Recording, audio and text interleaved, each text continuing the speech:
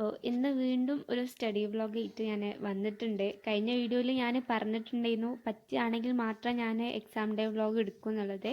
പിന്നെ വീഡിയോ നല്ലോണം ലെങ്ത് കുറവാണ്. മാത്സ് ചെയ്യുന്ന എക്സാം അതിൻ്റെ ഒരു എഫക്റ്റ് ആയിട്ട് കണ്ടാൽ മതി. കാരണം ഞാൻ എല്ലാം ഒന്നും ഡീറ്റെയിൽ ആയിട്ട് വീഡിയോ എടുത്തിട്ടില്ല. ഒന്നാമത് മാത്സ് ഒക്കെ ആകുമ്പോൾ നമ്മൾ അധികം പ്രോബ്ലംസ് ചെയ്ത് പഠിക്കാമല്ലോ. അങ്ങനെ വായിച്ച് പഠിക്കാനോ ബൈഹാർട്ട് പഠിക്കാനോ കാര്യമായിട്ട് അതിലൊന്നുമില്ല. അപ്പോൾ ചെയ്ത് പഠിക്കാണ്ട് തന്നെ ഫുള്ളി ഞാനിങ്ങനെ എഴുതുന്നത് നിങ്ങൾ ടൈം ലാപ്സ് ആയിട്ട് കാണേണ്ടി വരും. സോ ഞാൻ പറ്റുന്ന പോലെയൊക്കെ കുറേയൊക്കെ എടുത്തിട്ടുണ്ട്. എന്നാലും എഡിറ്റ് ചെയ്യാൻ വേണ്ടി നോക്കിയപ്പം വീഡിയോ ഭയങ്കര ലെങ്ത്ത് കുറവാണ്. പിന്നെ ഇപ്പം ഞാൻ കാണിക്കുന്നത് എൻ്റെ മാത്സ് നോട്ട്ബുക്കിൽ ഞാൻ എല്ലാ ചാപ്റ്ററും ഒന്ന് ഡിവൈഡ് ചെയ്തിട്ട് പേപ്പർ ക്ലിപ്പ് വെച്ചിട്ട് ക്ലിപ്പ് ചെയ്ത് വെച്ചതാണ്.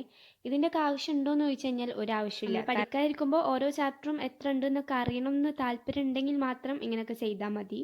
ഇതൊരു ടിപ്പായിട്ടൊന്നും കാണാൻ പറ്റില്ല. ഞാൻ പഠിക്കാതിരുന്നപ്പോൾ ടേബിളിൽ ആ പേപ്പർ ക്ലിപ്സ് കണ്ടു. അപ്പോൾ അത് വെച്ചിട്ട് എന്തെങ്കിലുമൊക്കെ ചെയ്യണം എന്ന് തോന്നിയിട്ട് ഞാൻ ആ ബുക്കിൽ വെച്ചതാണ്.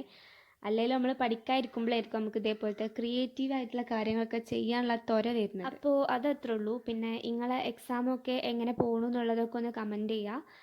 കഴിഞ്ഞ വീഡിയോയിൽ ഞാൻ പറഞ്ഞിട്ടുണ്ടായിരുന്നു, പക്ഷേ അങ്ങനെ ആരും കമൻറ്റ് ചെയ്തൊന്നും ഞാൻ കണ്ടിട്ടില്ല.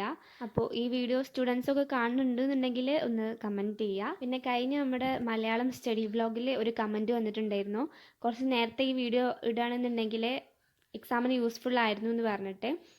അതെന്താണെന്ന് വെച്ചാൽ ഞാൻ ഒരു എക്സാം ഡേ വ്ളോഗ് പോലെയാണ് അത് എടുത്തിട്ടുള്ളത്.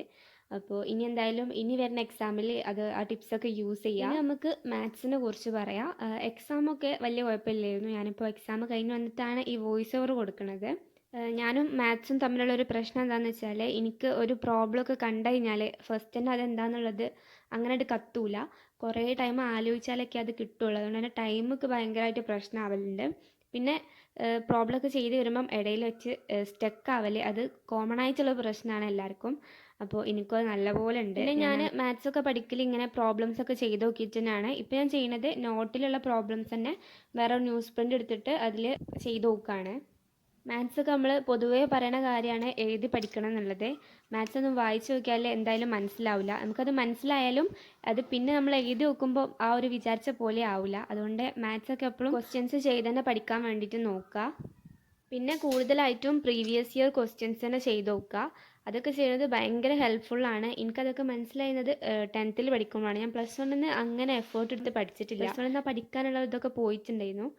10th ഞാൻ അത്യാവശ്യം എഫേർട്ട് ഇട്ട് തന്നെ പഠിച്ചിട്ടുണ്ടായിരുന്നു. അതിനുള്ള റിസൾട്ടും കിട്ടിയിട്ടുണ്ട്.